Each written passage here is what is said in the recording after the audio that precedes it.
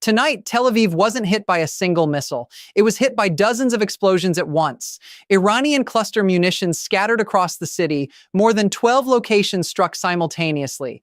This isn't just another missile attack. This is a different kind of warfare, and it may have just exposed a weakness Israel cannot fix quickly. On the night of March 18th, the pattern of attacks over Tel Aviv changed in a way that immediately stood out to both residents and analysts.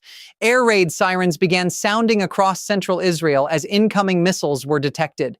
Within minutes, defensive systems activated, and interception attempts lit up the night sky. But as the engagement unfolded, reports from the ground suggested that this strike was different from those that had come before.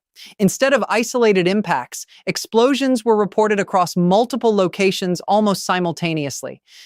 Initial assessments indicated that more than a dozen separate sites had been hit across the Tel Aviv metropolitan area. Witnesses described a series of blasts occurring in rapid succession, spreading across residential districts and commercial zones rather than concentrating on a single target. Emergency services were quickly deployed as reports of casualties and infrastructure damage began to emerge. Buildings were damaged, fires were reported in several areas, and roads were temporarily blocked as first responders moved through affected neighborhoods. What distinguished this attack was not just its scale, but its pattern. Previous missile strikes had typically focused on individual impact points. This time, the distribution of explosions suggested a different type of payload, one designed to disperse damage across a wider area, and that shift immediately raised questions about the type of weapon that had been used. The pattern of impacts reported across Tel Aviv pointed to a specific type of weapon system. Cluster munitions operate very differently from conventional missile warheads. Instead of delivering a single explosive payload to one location, a cluster-equipped missile releases multiple smaller submunitions during the final phase of its flight. At a predetermined altitude, the main warhead separates.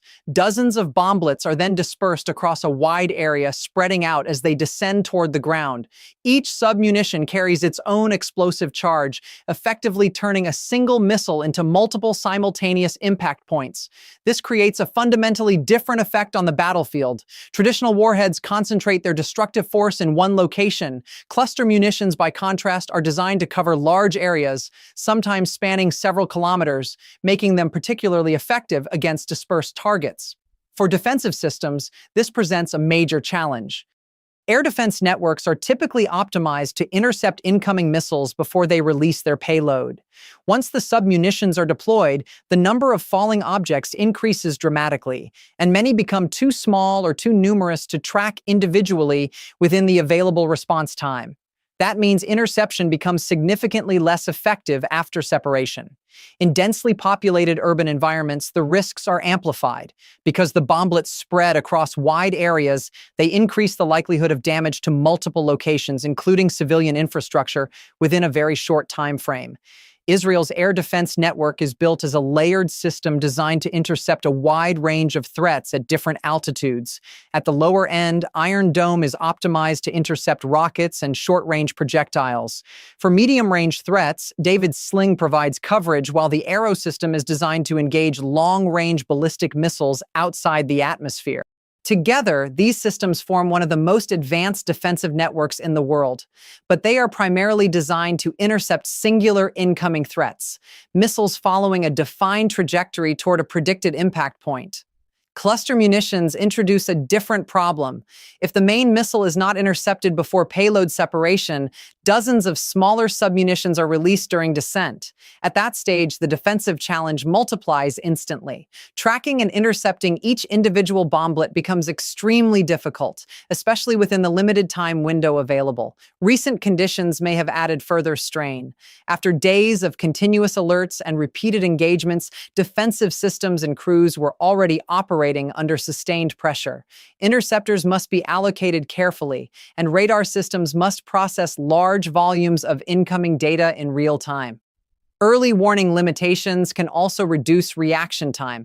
If detection is delayed even slightly, the window to intercept the main missile before it disperses its payload becomes narrower. And once that moment passes, the defensive equation changes completely. The pattern of the March 18th strike suggests a level of planning that goes beyond a single tactical decision. Analysts examining the sequence of events point to a broader shift in how Iran is conducting its operations against Israel. Rather than relying on isolated missile launches, the attacks appear to follow a coordinated, multi-phase approach. Earlier stages of the confrontation may have focused on targeting elements of Israel's early warning and detection systems. Degrading radar coverage or delaying response times can create vulnerabilities in even the most advanced defensive networks. Once those systems are under sustained pressure, the next phase becomes more effective. The introduction of cluster munitions appears to fit into that sequence. By launching weapons that disperse multiple submunitions, attackers can overwhelm defensive systems not only through volume, but through timing. Even a small delay in interception can allow a single missile to multiply into dozens of descending threats. The result is both operational and psychological. On the operational level, defenses are forced to contend with a rapidly expanding number of targets. On the psychological level, simultaneous explosions across multiple locations create a perception of widespread vulnerability. Instead of a single impact point, entire sections of a city appear under attack at once. From a strategic perspective, the message is clear. The capability to bypass or saturate defensive systems signals an escalation in both intent and technical sophistication. As the scale of the strike became clearer, the impact on civilians and urban infrastructure began to unfold across Tel Aviv. With explosions reported in more than a dozen locations, emergency services were forced to respond to multiple incidents at the same time. Ambulances, fire crews, and police units were dispatched across the city, often operating simultaneously in different neighborhoods as reports of damage continued to come in. Casualties were reported from several of the affected areas. Residential buildings sustained structural damage, while commercial districts experienced fires and shattered infrastructure.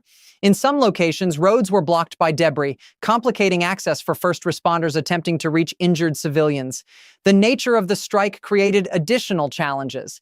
Unlike a single impact zone, the dispersion of submunitions meant that emergency resources had to be divided across a wide area. Coordinating response efforts under those conditions required rapid decision-making and constant communication between agencies. For civilians, the psychological impact was immediate. Residents who had taken shelter expecting a single explosion instead experienced multiple blasts across different parts of the city. The sense of unpredictability intensified panic and disrupted normal patterns of movement and communication. Another concern emerged in the aftermath.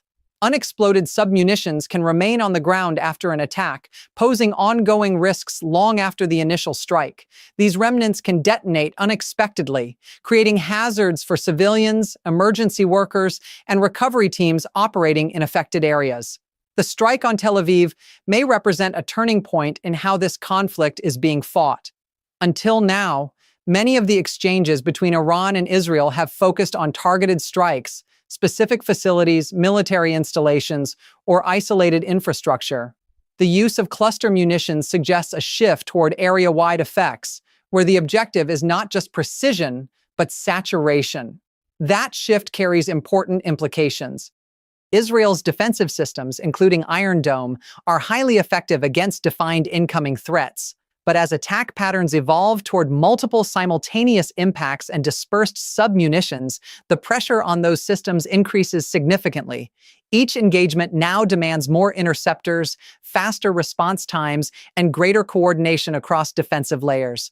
If such tactics continue, the cost of maintaining effective protection will rise, not only in terms of resources, but also operational strain. There is also the question of escalation. The introduction of cluster-based attacks raises the possibility that future strikes could follow similar or even more complex patterns. As each side adapts to the other's capabilities, the conflict risks entering a cycle of continuous technological and tactical escalation. Beyond the immediate battlefield, the implications extend further. Military planners and governments around the world are closely observing how these tactics perform in real conditions, because what is being tested in this conflict may influence how future wars are fought.